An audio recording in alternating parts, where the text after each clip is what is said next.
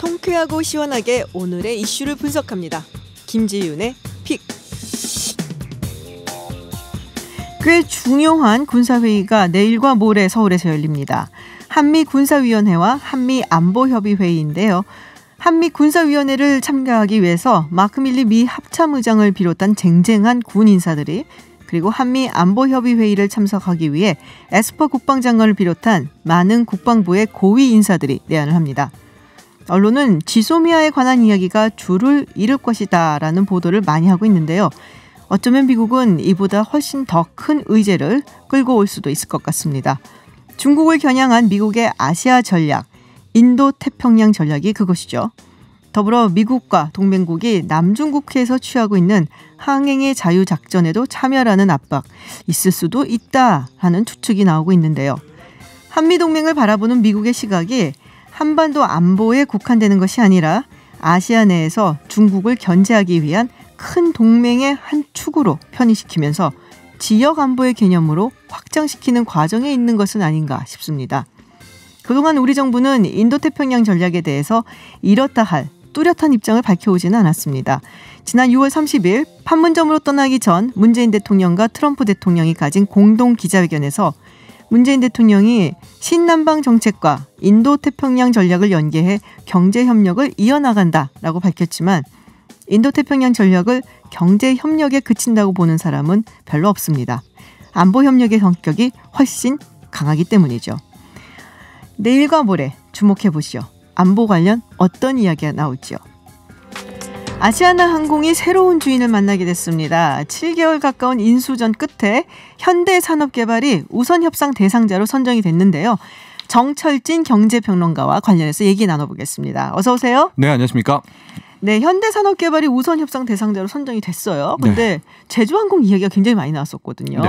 애경 이야기. 네. 근데 갑자기 현대산업개발 얘기가 나와서 좀 놀랐거든요, 저는. 그렇죠. 뭐 인수 자체에도 굉장히 좀 늦게 네. 들어갔던 편이었었고, 근데 이제 결과를 보니까 액수는 실은 이럴 때 정확하게 공개는 안 됩니다. 네. 근데 한 2조 4천억, 2조 5천억 정도를 써냈다라고 해요. 그런데 이제 시장에서 평가하는 것은 한 2조 원대, 뭐 경영권 네네. 프리미엄까지 합쳐서.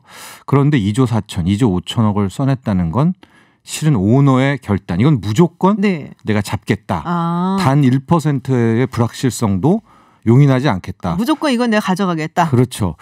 또 확인되진 비공식적으로 확인되는 게 애경 같은 경우에 네네. 이번에 같이 들어갔던 경우에는 2조도 안 써냈다고 그러거든요. 한 1조 6, 7천억을 써내지 않았느냐. 오, 굉장히 많이 차이 나는데요. 그러니까 실은 2조만 써냈어도 될 수가 있었는데 그렇게 했다는 거는 그 반드시 M&A는 이번 건 성공해야 된다는 정몽규 회장의 결단이 반영됐다 이렇게 볼 수 있겠습니다. 그럼 정몽규 회장. 네.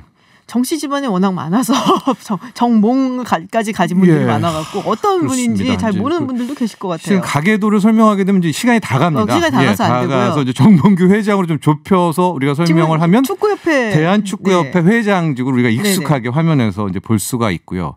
아버지가 바로 정세영 현대산업개발 명예회장인데 정세영이 오히려 더 많이 그러니까 지금 그러니까 현재 오늘에서도 언론의 주목을 받고 있는데. 우리 좀 연배 있으신 분은 포니정이라는 그러니까 과거 정주영 회장 이 창업주 정주영 회장 시대 때 정주영 회장은 차도 했고 조선도 하고 철강도 네. 하고 건설도 하고 막 다 했잖아요. 예. 네. 그때 이 정세영 포니정이 정주영 회장의 셋째 동생입니다. 네. 근데 차에 이제 주력군이 됐다는 거예요. 그래서 우리가 알고 있는 포니, 또 포니를 들고 1970년대, 80년대 유럽 수출하고 뭐 네. 이런 뭐 하여간 이 차에 관련한 뭐 탁월했던 분이 이제 아버지인 정세영 네. 명예회장이었었고 정몽규 회장 자체도 1996년부터 99년까지 현대차의 리더가 됩니다. 회장을 해서 이끌다가 그 다음에 이제 왕자의 난 나고 기업 분리하고 했을 때 현대차는 정주영 회장이 아니라 네. 정몽규 회장에게 네. 돌아갔죠. 그래서 그때 이 정세영 명예회장이 막 울며 불며 이거는 근데 다 확인되진 않는 사실입니다. 이제 야사에만 나와 있는데 아니 형님 차는 네. 꼭 하고 싶었다 이러면서 이 정세영 명예회장 또 아들인 정몽규 현대산업 회장에게는 이 차에 대한 굉장히 강한 열망이 네네. 있었다라고 이제 알려져 있습니다. 그래서 네. 비행기로 간 건가요? 차에 대한 열망을 뛰어넘어서? 맞아요. 그렇게 해석하는 시선이 많이 있습니다. 그냥 얘기한 건데 맞았어요? 예, 모빌리티라는 언급을 꽤 많이 나와요. 모빌리티. 근데 요즘 차도 아우토란 표현을 안 쓰잖아요. 이제 앞으로 자동차는 움직이는 하나의 것이지 차가 아니거든요. 4차 산업혁명 시대에는. 네. 네. 그게 이제 뭐 엔진 이런 거 아닙니다. 네네. 이제 앞으로 뭐 전기차, 자율주행차 네네. 나오면 그러니까 마찬가지로 그 항공도 모빌리티 차원으로 좀 받아들인 것이 아닌가. 그래서 그런 쪽에 해석하는 시선도 있었습니다. 그렇군요. 네. 근데 지금 아시아나 항공이 엄청나게 부채가 크잖아요. 네. 이거 인수해갖고 오히려 현대산업개발한테는 손해가 아니냐 뭐 이런 얘기도 있는 거고 주식시장에서도 반응이 그래서 좀 뜨뜻미지근한 것 같아요. 그렇습니다. 하고 어제 오늘 나온 증권가의 이제 분석 리포트들도 네. 쭉 봐도 확 긍정적인 시선은 좀 없어요. 이제 조심스러운 시각들이 많이 있고요. 말씀하신 대로 이제 아시아나의 부채가 9조 원대고 네. 이것은 확인된 것이고 지금 일단은 공식적으로는 우선 협상 대상자잖아요. 네네. 그래서 이제 HDC 현산이 들어가서 또 한번 볼 겁니다. 숨겨진 부채가 없는지 이거 다 확인을 해봐야 될 것 같은데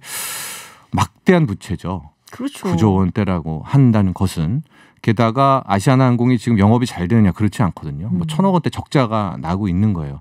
반면에 현대산업개발 뭐 브랜드를 말씀드리겠습니다. 아이파크라는 뭐 우리 네. 네, 뭐 그런 아파트도 있고요. 주상복합도 있고 뭐 파크하야트라는 호텔도 있고 2015년에는 신라호텔이랑 같이 면세점 들어가가지고 맞아요. 네, 면세 사업자로도 하고 있고 재무구조도 탄탄하고 현금 유보 부분도 많이 있단 말이죠. 네. 그래서 오히려 이제 인수를 할 그런 마음도 품었을 것 같은데 과연 이제 인수를 했을 때 현대 HDC 현대산업개발에게 정말 시너지 효과가 나올 것인가, 긍정적인 영향을 줄 것인가에 대한 반신반의가 조금 있는 것 같아요. 근데 이것은 네. 또 주가에 반영이 되고 있어서 오히려 이제 현산의 주가는 굉장히 많이 빠지고 있는 이제 그런 모습들이 나오고 있어서 아마 정명규 회장은 그런 생각을 했을 거다라고 많이들 얘기하는 게 방금 전에 말씀하신 것처럼 파크하야트 호텔도 있고 면세점 사업도 하고 있고 여기다 이제 항공까지 같이 해갖고서는 완전히 원스톱으로 쭉 돌리는 그런 큰 어떤 뭔가 사업체를 만들어내겠다라는 생각 갖고 있던 게 아니냐라는 맞습니다. 얘기하거든요. 네, 그래서 건설에서 큰 틀에 이제 이 방향 키를 돌리는 거죠. 물류 운송이라는 물류 유통 운송이라는 걸 이제 방향 전환을 하려고 하고 거기에서 꼭 이 비행기가 항공이 필요했다. 아마 이런 대단한 결정이었을 것 같은데. 건설업이라는 거와 또 항공업이 또 경기를 탑니다, 둘 다. 그렇겠죠. 네, 그렇기 때문에 우리가 뭘 합병을 할 땐 시너지도 중요하지만 리스크 헤지, 그러니까 위험을 서로 상쇄하는 부분도 굉장히 중요하거든요. 근데 둘 다 경기를 타버리게 되는 이제 그런 상황이라면 이런 M&A엔 좀 큰 위험도 따르는 것이 아니냐라는 이제 그런 평가도 나오고 있고. 잘만 되면 이게 재계에도 약간은 지각 변동이 있을 수 있지 않을까요? 네, 그래서 뭐 아마 계획이 다 있겠죠. 우선은 뭐 재정 건전성을 확보를 해야 되겠죠. 그런 다음에 이제 비행기도 옛날 것도 이제 갖다 팔아야 되고요. 예, 또 하나씩 다시 판 다음에 또 구조조정한 후에 사야 되겠고요. 게다가 또 기내식 문제도 해결해야 되겠고요. 이걸 좀 한 걸음 한 걸음씩 나가야 되겠죠. 한 번에 이걸 어떻게 다 하겠습니까? 네. 잘만 되면은 대단한 기업으로 다시 성장할 수 있겠다. 네. 그렇지만 리스크는 상당히 많아 보인다. 그렇습니다. 네. 네. 자회사가 있잖아요. 아시아나항공에 에어부산, 에어서울 어떻게 되는 건가요?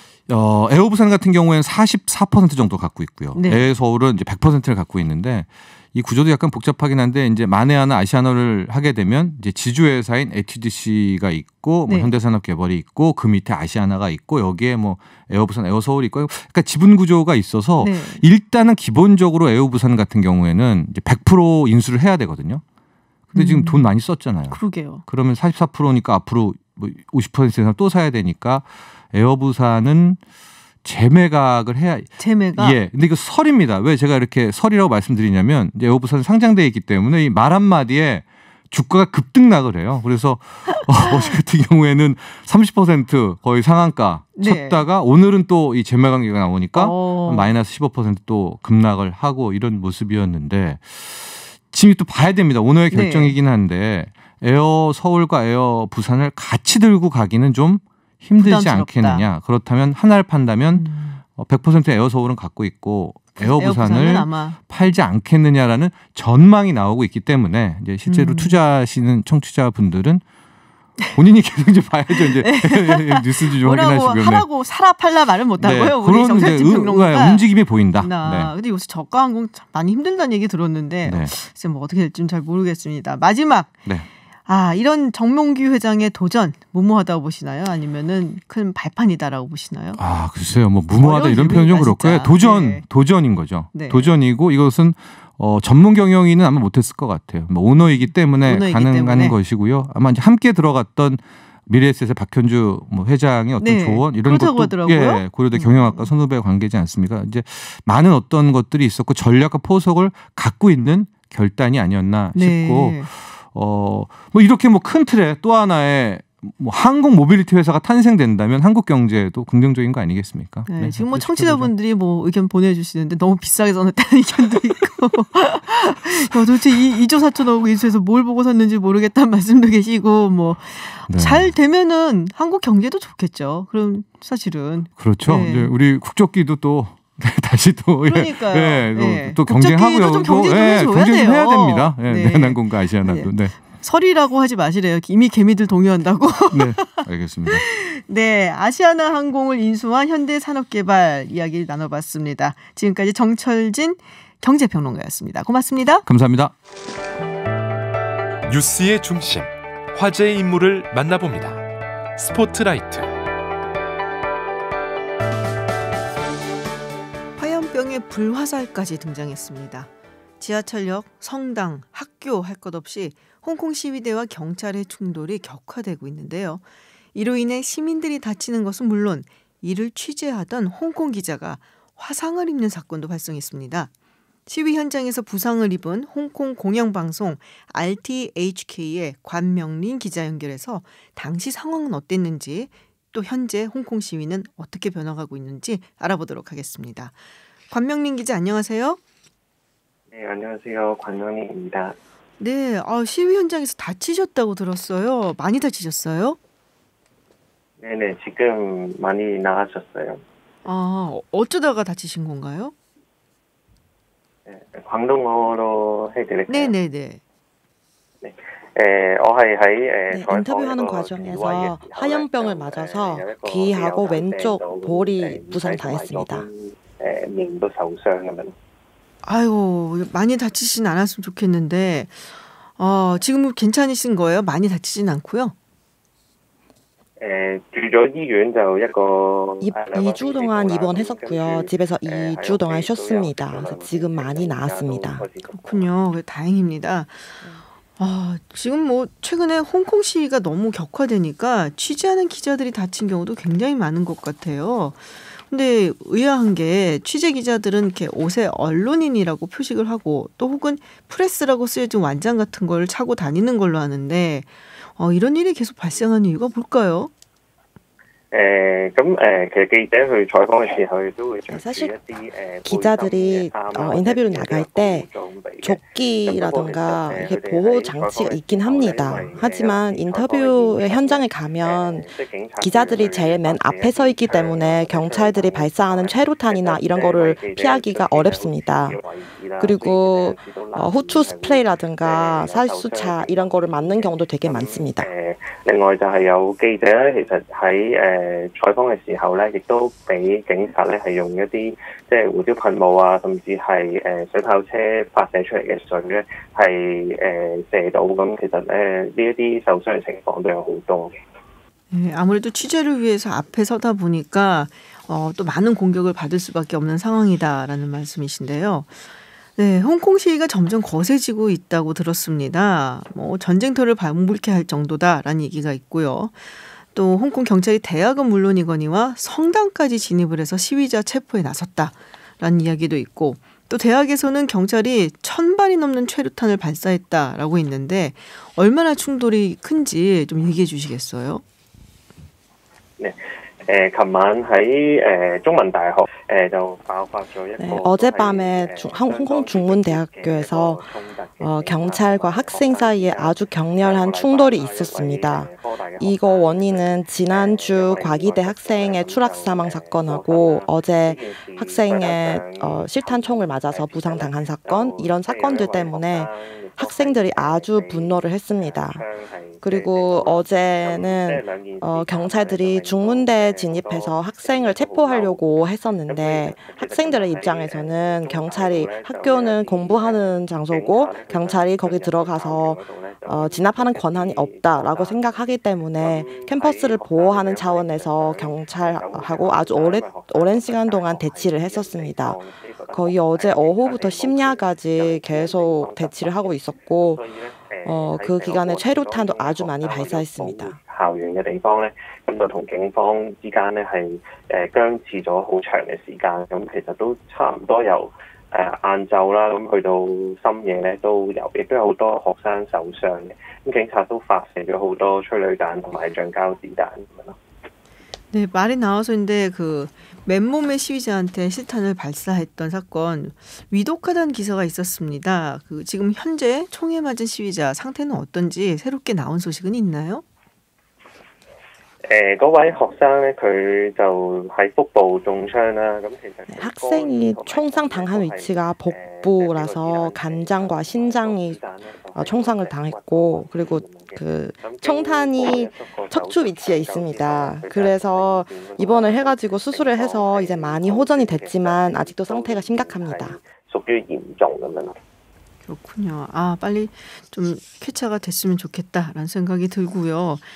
시위대의 저항도 상당히 거세지는 느낌입니다. 어제 오전에는 시위대가 지하철철로 위에 돌을 던지고 또 차량 문이 닫히지 못하게 하고 그리고 출근길 도로에다가 못을 깔아서 버스들이 움직이지 못하게 했다. 그래서 교통대란이 있었다라는 얘기가 있는데 그래서 지하철 버스 운행이 그래서 안 된 것인지 이런 교통대란을 일으키는 이유는 뭔가요? 其實琴日開始咧就有一個叫做三罷啦，咁有啲人 네, 홍콩에서 어제부터 삼파라는 운동, 즉 파업, 동맹휴학, 불매운동 이런 삼파 운동을 하기 시작했는데 그 학생들이 길을 막는 방법으로 직장인들의 출근을 저지했습니다. 주로 바리게이트를 설치를 하거나 버스에 뭔가를 뿌리거나 이렇게 버스 운행을 하지 못하도록 하고 있습니다.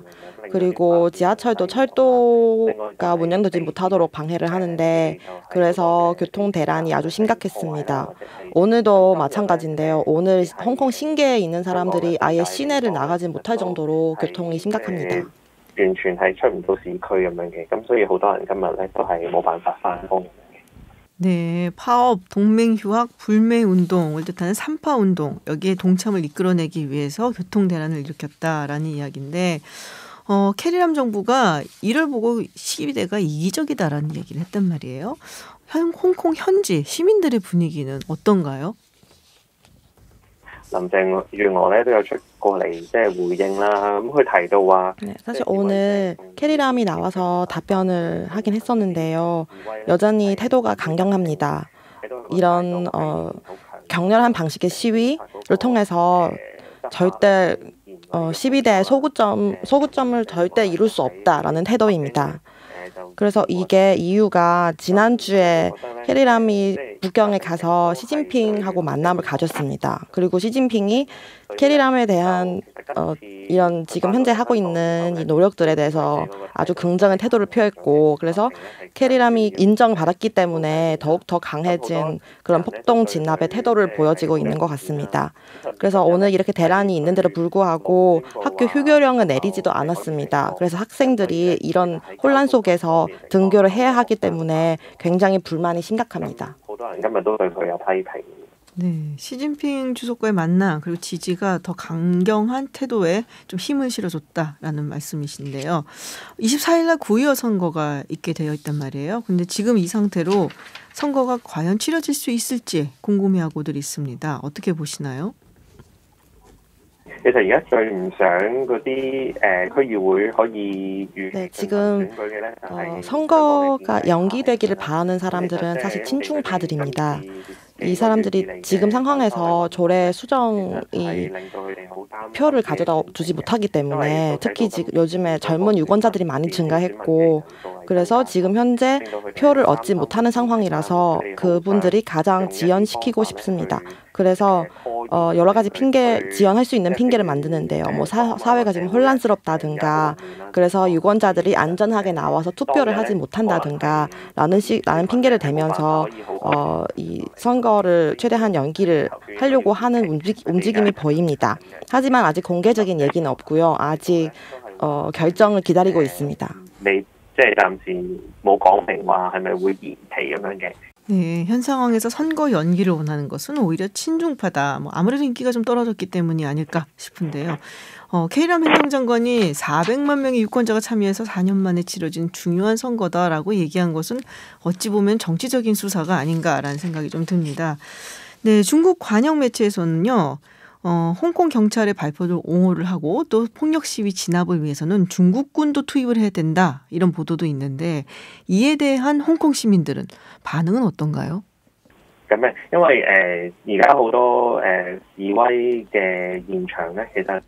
사실 시위 현장에서 경찰들이 진압을 할 때 얼굴을 가리거나 그 경찰 번호를 가는 경우가 많습니다. 그래서 시민들이 경찰이 폭력 행위를 하는 거를 직접 목격했어도 그 사람을 신고할 수 없습니다. 신분을 알 수 없기 때문에. 그래서 시위대들이 이렇게 얼굴을 가린 경찰들이 혹시 중국에서 파견 온 게 아닌가 하고 의심을 하고 있는데요. 예전에는 그냥 해방군이 혹시 홍콩 진입하지 않을까 걱정했는데 지금은 이미 홍콩 경찰의 중간에 섞여 있지 않나 하는 의심을 하고 있습니다. 好多人都會擔心，即係係咪解放軍係咪會入城咁樣啦？咁但係而家更加多人係覺得係咪有啲人其實已經混入咗喺呢一啲蒙面嘅警察當中咧？ 이미 중국에서 건너와서 홍콩 지금 지시위를 진압하고 있는 홍콩 경찰 측에 섞여 있을 것이다라는 의심을 하고 있다라는 말씀이신데, 네, 오늘 뭐 또 취재 중이신지 시위 현장에 또 가시는 건지 궁금하네요. 我而家咧就因為嗰個傷咧，即係耳仔同埋面嗰個。 네, 현재 아직 부상 당한 얼굴하고 귀 쪽이 아직 회복 중이고 의사 선생님이 뭐 햇빛을 좀 맞지 않았으면 좋겠다 이래가지고 그래서 아직 취재 현장 나가지 못하고 있고요. 그리고 전에 저도 화염병 맞았고 지금도 화염병이 날아가고 있고 또 전에 다른 기자분이 총알 맞아서 실명 당한 경우도 있었고 그래서 현장 나갈 때 두려움이 없다고 말할 수 없습니다. 記者之前係俾子彈射到個眼啦，咁失明啦，咁所以其實暫時即係對採訪示威現場咧都係唔多唔少會有少少嘅擔心咁樣嘅。 그렇군요. 근데 특수경찰하고 경찰하고 어떻게 다른 건지 좀 궁금한데요. 香港而家一路就強調警察人員數目。 특수경찰과 경찰의 차이를 물어보셨는데요. 지금 홍콩 경찰이 3만 명이라고 정부에서 발표를 했습니다. 그런데 아시겠지만 지금 시위가 홍콩 곳곳에서 진행 중이고 그래서 경찰들의 노동 시간 초과 문제도 지금 대두되고 있습니다. 그래서 정부에서 이 부대에서 특별 경찰을 선발을 해서 그 사람들한테 정부 건물을 보호하거나 시위대를 체포하는 권한을 부여할 거라는 얘기가 있습니다. 물론 아직 정부에서 공개적으로 발표하기 전이기는 합니다. 그런데 아마도 이 홍콩에서 징교처라고 하는 부서가 있는데요. 거기서 만들지 않을까 싶습니다. 咁所以即係而家政府就未正式公布呢樣嘢，咁但係都係有報章咧就報道，其實係好快就可能會即係有特別有冇警察呢樣嘢，同埋第一批可能就會係懲教處嘅人員。 이 부대라고 하면은 중국군 부대를 말씀하시는 건가요? 你所謂嘅部隊係指中國部隊定係指香港部隊呢？唔係中國嘅，即係講緊係特別任務警察咁樣咯，即係純粹都係講緊香港。即係香港嘅，네, 홍콩에 대해서 얘기하고 있고 특수 임무를 맡은 경찰. 뭐 홍콩에, 네, 그렇군요. 네, 마지막으로 그 현재 홍콩 상황에 대해서 우리 국제사회에게 꼭 하고 싶은 이야기 있다면 어떤 말씀을 하시겠습니까? 因為而家個示威咧，其實由最開始嘅反修例， 네, 이 시위가 처음에 시작할 때는 반송법 반대하기 위해서 시작을 했는데요. 그리고 이게 5개월이 돼서 지금에 와서는 이 시위의 대상이 이 조례를 철회하는 것에서 경찰의 폭력 그리고 폭정을 반대하는 것으로 변했습니다. 현장에서 경찰의 폭력 행위 그리고 인권의 문제 이런 것들이 많이 발견됐는데 하지만 이 과정에서 홍콩 사람이 느끼기에 홍콩인의 힘이 정말 약하구나 라는 걸 많이 느꼈습니다. 할 수 있는 것이 시위밖에 없습니다. 그래서 국제사회가 홍콩의 이런 경찰의 폭력 문제, 인권 문제 등에 조금 더 많은 관심을 가져주셨으면 좋겠고 그리고 다른 국가에 나서서 홍콩에 대한 관심을 표시하고 또 가능하면 좀 더 실질적인 도움을 줄 수 있으면 참 좋겠습니다. 또希望國際社會繼續去關注香港嘅警暴問題啦，關注香港嘅人權問題啦，同埋其實即係希望有一啲國家咧都可以出面咧去即係表達一啲對香港嘅關注啊，甚至係可能可以有啲方面可以去制裁咁樣嘅。 네, 알겠습니다. 지금 홍콩 시위대 그리고 경찰의 충돌 때문에 많은 시민들 그리고 취재진까지 부상을 입고 있는데요. 더 이상 희생이 없었으면 좋겠고요. 그리고 우리 관명린 기자도 빨리 몸 조심하시고 빨리 쾌차하시기를 기원하겠습니다. 네, 지금까지 홍콩 공영방송 RTHK의 관명린 기자였습니다. 오늘 인터뷰 감사합니다. 네, 감사합니다. 네, 그리고 오늘 통역을 도와주신 비올라 씨도 고맙습니다. 감사합니다. 한 주간 뜨거웠던 세계 주요 뉴스를 알기 쉽게 그렇지만 깊이 있게 알아보는 세계는 지금 시간입니다. 앞서 서울타임즈에서도 전해드렸는데요. 존 볼튼 전 백악관 국가안보부 장관의 말이 화제가 되고 있죠. 트럼프 대통령이 재선이 된다면 미국이 나토를 탈퇴할 수 있다라는 전망을 했고요. 또 최근에 프랑스의 마크론 대통령도 나토가 뇌사 상태에 빠져 있다라고 이야기를 했습니다. 북대서양 조약기구인 나토, 왜 이런 이야기가 나오고 있는 것인지 이기범 아산정책연구원 국제법센터장과 이야기 나눠보겠습니다. 안녕하세요. 예, 안녕하세요. 네, 이야기 나누기 전에 많은 분들이 질문을 주셔갖고요. 방금 전에 저희가 보내드렸던 관명린 기자와의 인터뷰 사실 저희가 사전 녹음을 한 것이었습니다. 그래서 동시 통역이 맞나요? 라고 통역이 먼저 끝나서 좀 궁금해하셔갖고요. 그래서 네, 저희가 사전에 녹음한 내용이었습니다. 자, 나토 얘기를 좀 해보도록 하죠. 사실 나토에 대한 트럼프 대통령 반감은 뭐 익히 알려져 있었죠. 예, 뭐 그렇죠. 네. 그 트럼프 대통령이 기본적으로 이제 동맹보다는 아무래도 네. 경제적 이쪽에 또 관심이 많다 보니까 뭐 나토가 이제 그 국방비를 갖다 많이 지출하지 않는다. 특별히 이제 나토 회원국들이죠. 네. 예, 그런 데서 불만이 많았죠. 그래서 놀랍지는 않은데 재선이 되면 탈퇴할 수 있다. 조금은 충격이 있겠지만은 능히 그럴 수 있다라는 생각이 좀 들어갔고, 네, 그래서 뭐 좀 나토에 대해서 좀 이야기를 좀 해볼까 합니다. 많이는 들어보셨을 거예요. 옛날부터 있었으니까 이게 정확히 어떤 기구냐, 좀 궁금해하시는 분들이 있을 것 같아서 조금 쉽게 설명을 해주세요. 그 나토는요. 북대서양 조약기구죠. 북대서양 조약기구. 예, 그리고 그 1949년에 북대서양 조약을 체결하면서 이제 만든 기구입니다. 그리고 북대서양 조약이라는 것은 기본적으로 동맹입니다. 예를 들어서 한 국가가 침략을 당했다. 그럴 때 다른 회원국들이 가서 도와준다. 같이 싸워준다. 예, 그런 개념입니다. 그리고 지금 현재는 29개국이 이제 회원국이고요. 네. 그 중에서는 그 예전에 사회주의 국가였던 뭐 폴란드라든가 헝가리도 네. 회원국이고, 그리고 예전에 구소련 연방에 속해 있던 뭐 라트비아, 리투아니아 네. 이런 국가도 이미 회원국이 되어 있습니다. 러시아 측에서 굉장히 기분 상해했죠, 사실은. 뭐 바르샤바 조약 기구 있었지 않았나요? 예, 그게 이제 없어졌죠. 그러니까 네. 냉전 기간 동안에는 이 바르샤바 동맹이랑 이 경쟁 관계였죠. 네. 예, 그런데 그 바르샤바 동맹이 없어진 이후에는 지금은 이 나토가 그 영토를 계속 확장해서 이제는 우크라이나까지 그 회원국으로 받아들이고 싶어 하는 거죠. 그래서 그런 얘기가 있었거든요. 고르바초프가 이제 개혁 개방을 하면서, 그리고 이제 뭐랄까 사회주의 체제를 내려놓으면서 나토가 동쪽으로 오지는 마라. 그거 약속해라. 그래서 약속을 했는데 약속을 가뿐히 어겼다. 뭐 이런 얘기도 있어요. 진짜인가요? 예, 뭐 그것을 갖다가 뭐 그렇게 이제 말하기는 좀 어렵고요. 네. 그 고르바초프는 이렇게 얘기했었죠. 그 기존의 이제 사회주의 국가들에게 이제 마음대로 자기 길을 가라.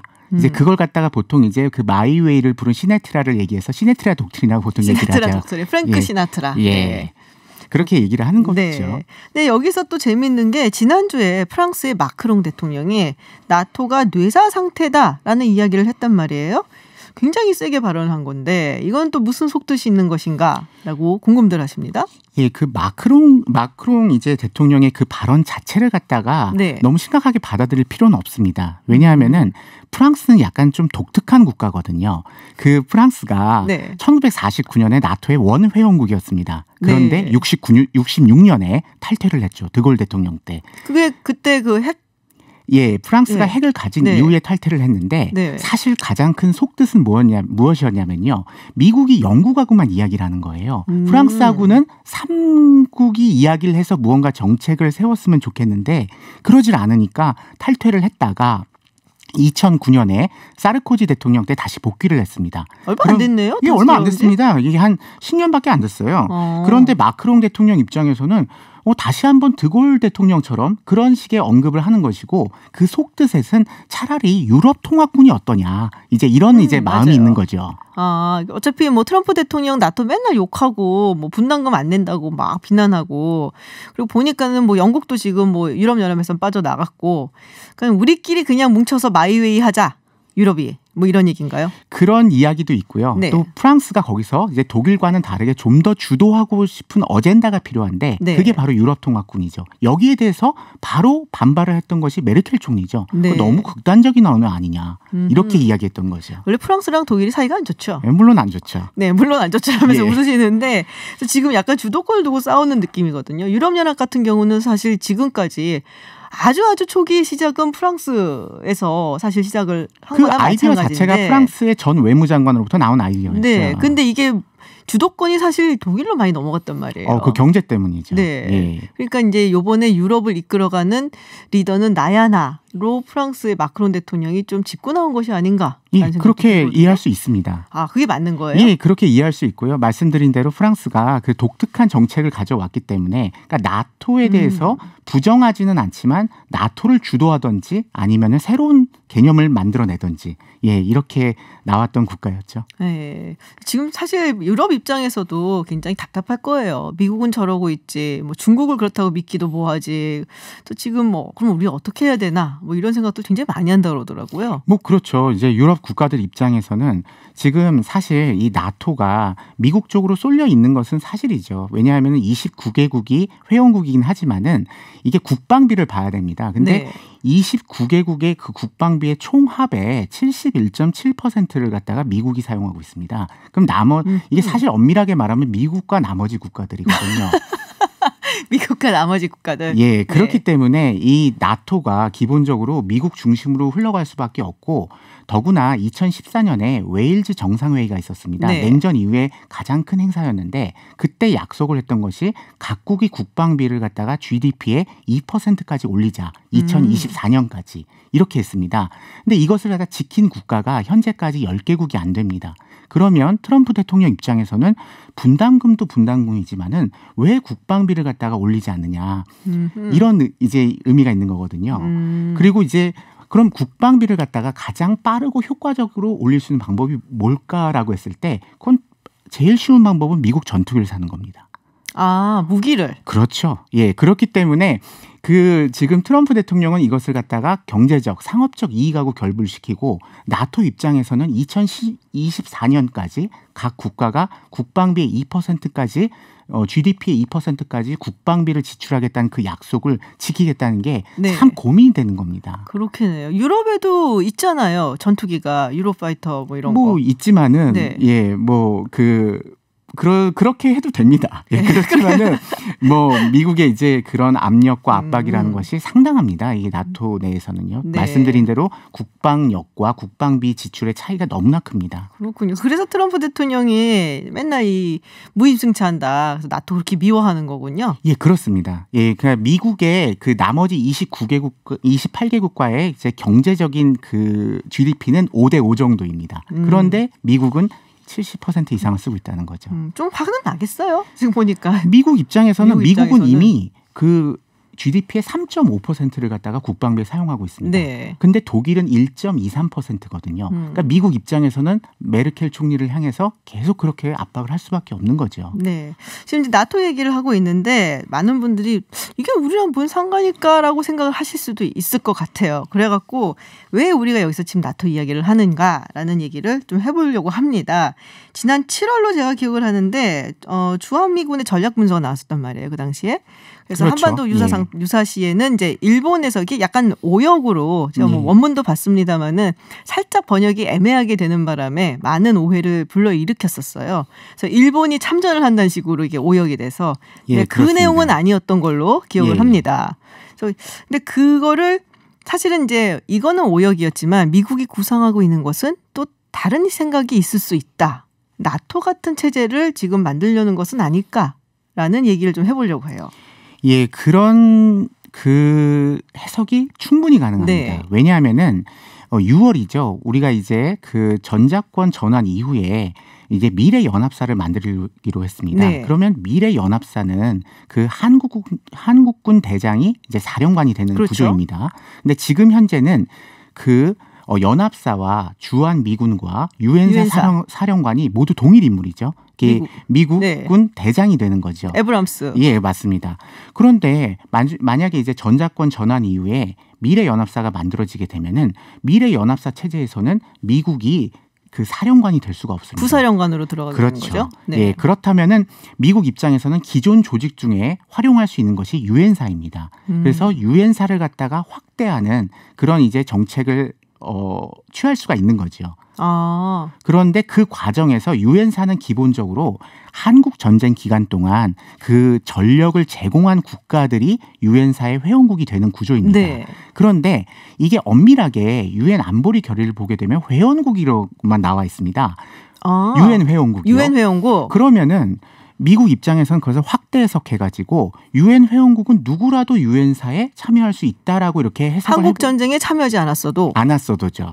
예, 그렇게 되면 일본도 그 이후에 유엔 회원국이 됐지만은 참가할 수 있는 그런 여지가 생기는 거죠. 새롭게 만드는 조금 굉장히 폭넓은 유엔사의 개념에 들어갈 수 있다. 예, 유엔사가 확대될 때 현재 유엔 회원국은 누구라도 참여할 수 있다. 이런 식으로 확대 해석을 할 가능성이 있습니다. 그렇군요. 그리고 원래 유엔사가 좀 오해를 하시는 게 한국에 있잖아요. 네. 근데 원래 처음에는 일본에서 만들었죠. 맞아요. 그리고 57년 7월 1일 날 한국으로 왔는데 옮겨갔죠. 그때 남겨두고 온 것이 있습니다. 유엔군 후방사령부를 남겨두고 왔는데 일본에? 여전히 있습니다. 네네. 그리고 후방사령부가 7개 기지를 사용하고 있는데 그것 때문에 일본을 갖다가 아예 유엔사에다가 참여시키는 것이 어떨까라는 그 아이디어가 미국 입장에서는 충분히 가능한 아이디어입니다. 아, 그렇군요.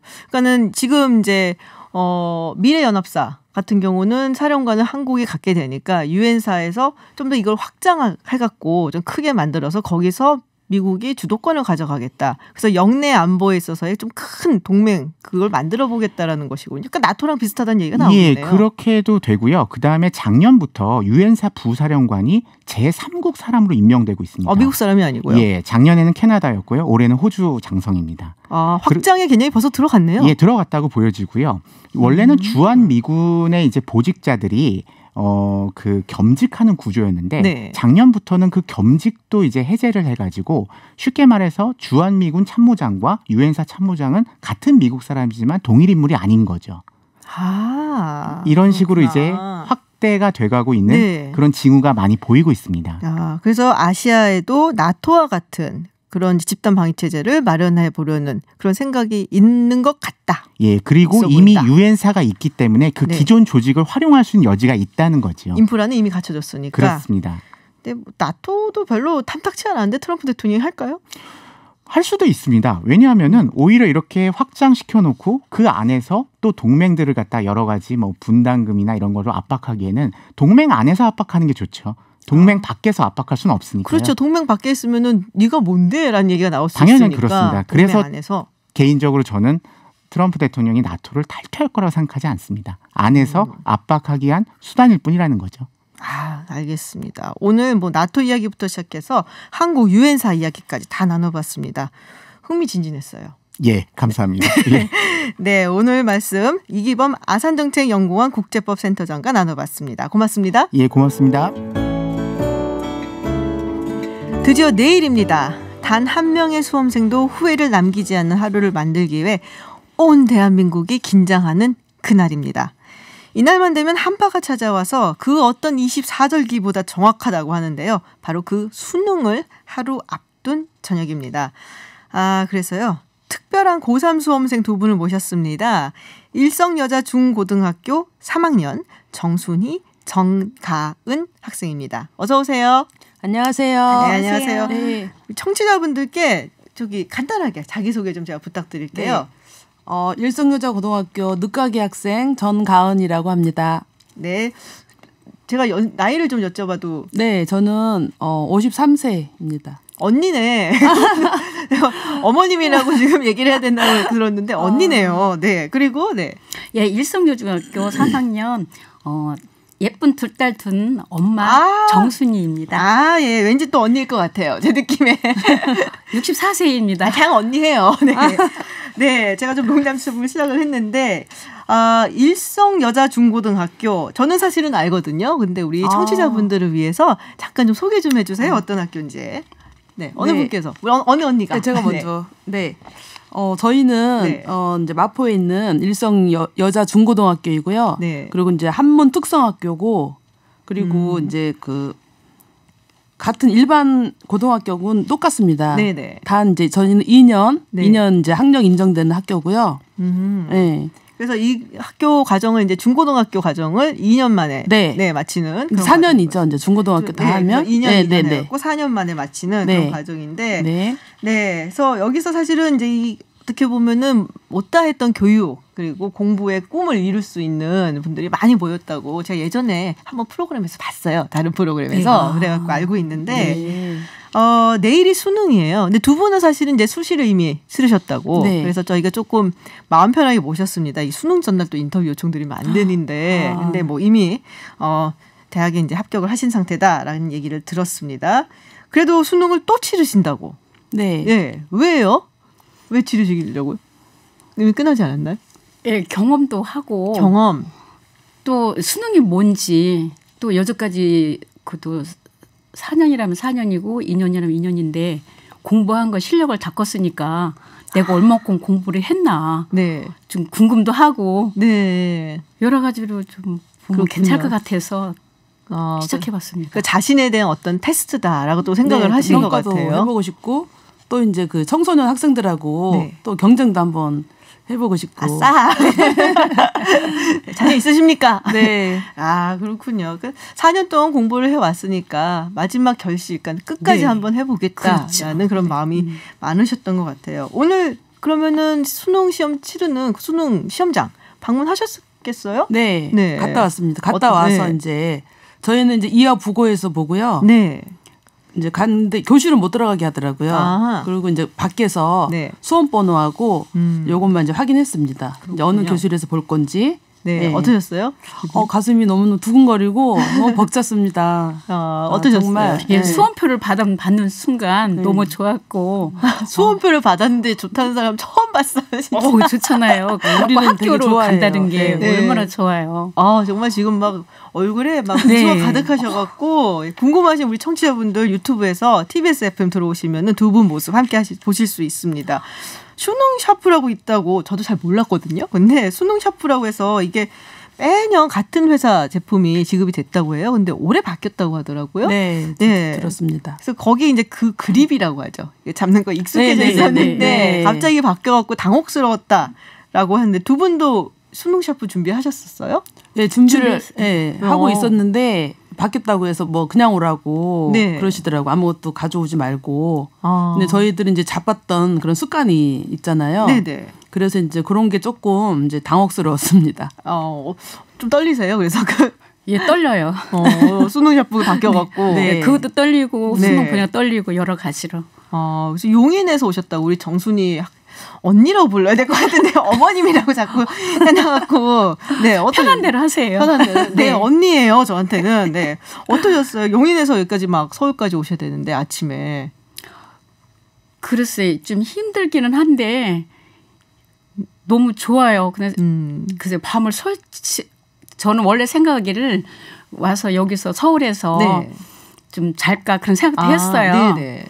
그 찜질방에서. 아이고 그럼 좀 불편하잖아요. 네, 그렇기도 하긴 네. 했는데 집에 보니까 첫 차가 5시 30분에 있더라고요. 네. 그래서 그 차 타고 오면 다행히 좋네. 밀리면 또 막히면. 네. 낭패죠 좀. 예, 네. 그러는데 만약에 밀리면은 경찰을 불러서 오토바이에다 타고 와야 되겠다는 생각으로 지금 찜질방을 포기하고 네. 지금 내일 아침에 일찍 오려고 생각하고 있어요. 그럼요. 편하게 주무시고 네. 그리고 네. 집에서 출발을 네. 하시면 5시 반이면 뭐 그렇게 막힐 것 같지는 않아요. 제 생각에도. 근데 의지라서 네. 많이 막히거든요. 평일날도 많이 막혀서 시간이 많이 걸려요. 네, 별일 없으실 거라 저는 생각을 하지만 어쨌든 간에 네, 우리 없기를 바라야죠. 없기를 바라고 네. 그리고 만약에 경우가 있으면은 꼭 경찰에 연락을 하셔갖고 네. 네. 타고 네. 모터사이클 타고 네. 오시기를 바랍니다. 네, 네, 두 분 다 사실 원하는 곳으로 골라가실 수 있는 건데 무슨 과를 지금 신청을 하시고 총신대라고 아까 제가 인터뷰 전에 네, 말씀을 네. 들었고 그리고 네. 또 어느 대학 저는 이제 세 군데를 합격이 돼 있습니다. 수시로 이제 합격이 했는데 네. 이제 한 군데는 이제 두 군데는 관광학과 쪽이고 한 군데는 이제 전통조리학과 쪽입니다. 전통조리. 근데 이제 관광학을 옛날부터 좀 좋아해서 이제 시험을 치렀는데 너무너무 해보고 싶었는데 네. 그래서 이제 그래도 또 주부다 보니까 아무래도 전통조리학과가 나을 것 같아서 네. 전통조리학과를 지금 생각하고 있습니다. 전통조리학과 생각하고 네. 계시고 그리고 우리 정순이 언니께서는 신학 쪽으로 가시려는 네. 것 같아요. 네. 원래 꿈이 네. 학교 들어온 목적도 네. 그걸 가지고 들어왔었어요. 목회도 하고. 아니 목회보다도 저는 해외로 선교사로 네. 좀. 해외로 선교 활동을? 예, 선교 활동을 뭐 장기보다는 네. 단기 뭐 이렇게 해서 좀 그렇게 생각을 하고 있는데 네. 건강이 허락할지는 모르지만 네. 건강이 좋아진다면 네. 좀 그렇게 하고 싶어요. 그렇군요. 네. 수시 전형 치르시면 면접 있잖아요. 네. 네. 면접장 가셨을 때 뭐 재밌는 얘기 없었어요? 네. 저는 이제 백성예술대학교 네. 면접을 갔었는데 학부형님은 이쪽이 아니라고 이렇게 하시더라고요. 그래서 네. 저도 여기 면접 보러 왔습니다. 네. 그랬더니 이렇게 놀라시더라고요. 저는 이제 관광학과 쪽이니까 네. 사회복지 쪽은 좀 그래도 연세 있으신 분들이 좀 지원을 많이 했습니다. 네. 근데 저는 관광학 쪽이다 보니까 없는 거예요. 이제 젊으신 분들밖에. 그랬더니 이제 거기 이제 이제 제가 이제 입학할 그 선배라고 네. 이제 그분들이 나와서 이제 아르바이트 이렇게 하시더라고 안내도 하시고. 네. 그랬더니 이제 막 저희 과로 오시라고 막 이제 면접관이 묻는 거예요. 네. 청소년들하고 어떻게 할 계획이냐. 네. 그래서 그냥 맛있는 거 많이 사주겠다. 그 얘기 나오지 않아요? 네, 이렇게 했습니다. 네, 지금 유튜브에서 김연식님께서 도전하는 누님들 화이팅 하세요라고 응원 문자 보내주셨어요. 네, 감사합니다. 네. 그리고 우리 정순이 언니는 어떻게 면접장에 재밌는 일 없었어요? 예, 저는 그날 토요일 날에서 학교를 오는 날이었어요. 네. 근데 학교를 와야 되기 때문에 딸아이가 놀고 토요일 날 쉬더라고요. 그래서 데려다 준다고 해서 같이 왔는데 딸아이 같이 왔으니까 딸아이가 당연히 네. 면접 볼 줄 알고 그랬는데 제가 가니까 어머님은 저기서 기다리고 있으라고. 똑같네요. 네, 기다리고 있으라고. 저희 딸아이 보고 시험장이 여기니까 네. 면접고사기 여기니까 이리로 가라고. 그렇구나. 그렇게 해서 아니라고 제가 가야 된다고. 그러더니 거기서 이렇게 쳐다보고 네. 웃고 그랬어요. 가족들이 응원 많이 해줄 것 같아요. 둘 딸아이들은 응원을 하는데 형제들이 좀 많아요. 근데 형제들이 반은 야, 그 나이에 무슨 학교야? 그러고 반은 가라고. 그랬어요. 근데 좀 늦게 학업을 시작하신 거잖아요. 네. 두 분 다. 네. 그만둬야 했던 이유가 있으실 거잖아요. 네, 아무래도 뭐 여러 가지 형편이라든지. 네, 저는 이제 그때 당시 제 나이 때는 그래도 거의 고등학교를 나오는데 네. 저희 엄마가 굉장한 남아 손노산상이 엄청 크셨었어요. 네. 제 바로 밑에가 이제 남동생. 남자들은 배워야 된다. 뭐 여자는 안 배워도 된다. 아이고. 그래서 이제 중학교만 졸업하고 저는 이제 안 다녔죠. 그렇구나. 네. 우리 정순이 언니는? 저도 제가 나이가 많잖아요. 저희는 아버지가 그랬어요. 아버지가 야 딸은 여자는 그냥 네 이름만 쓸 줄 알면 된다. 아, 완전 옛날 생각이잖아요. 예, 아니고 돈만 쓸 줄 알면 된다. 초등학교만 졸업, 그때는 국민학교였죠. 네. 졸업하고 학교 가지 말라고. 그래도 막 울었어요, 많이. 그래도 안 보내주시더라고. 그래서 포기했어요. 그렇군요. 다들 비슷한 사정으로 네. 인해서 이제 학업을 그만두셨다가 다시 시작을 해서 네. 수시를 합격을 하시고 그래도 네. 이왕 시작한 거 끝까지 하겠다라고 이제 수능까지 내일 보실 예정이신데 지금 5526님께서도 너무 멋지시다고요. 자극받아서 공부를 시작해 보려고 합니다라고 하셨어요. 시작하세요. 네, 내일 수능 잘 보라는 덕담도 주셨고요. 감사합니다. 네, 그래서 지금 뭐 사실은 이 두 분 말고도 이런저런 이유로 제때 학업을 다 못하거나 원하는 만큼 하지 못한 분들 있잖아요. 근데 아직 용기가 나지 않는 분들, 너무 늦었지. 어떤 말씀을 해주고 싶으신지 한 말씀씩 부탁드릴게요. 네. 정순이 언니부터 먼저. 저는 그래요. 제가 경험 삼아서 보면은 하고 싶으면 그냥 서슴지 말고 도전하라고 싶어요. 네. 그리고 주위의 말 들으면 안 돼요. 주위의 말 들으니까 야, 그 나이에 학교 가서 뭐해. 공부하면 어떻게 모래 싸며 공부를 하냐고. 그 말 들으면 또 그 말 솔깃해요. 그럼 포기가 돼요. 그런데 내가 하고 싶다면 그냥 용기를 내서 그냥 하고 싶으면 도전하라고 하고 싶은 거 하는 게 좋은 거예요. 주위 말에 듣지 말고 네. 하고 싶으면 끝까지 도전을 하라. 네. 네. 또 저도 마찬가지고 늦었을 때가 가장 빠르다고 생각합니다. 멋진 그래서 말이네요. 네, 그래서 망설이지 마시고 생각했을 때 꼭 도전하셔서 지금 바로 시작하십시오. 해주고 싶습니다.